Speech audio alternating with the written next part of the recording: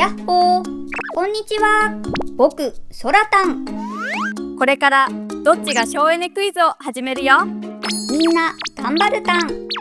A か B か CO2 排出削減量が大きいと思う方を答えてね。 CO2 排出削減量が大きいのはどっちたん？ A、冷蔵庫の設定を中や弱にする。 B、テレビを見ていないときは消す。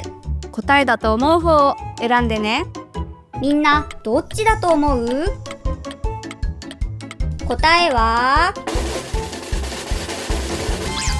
A たん。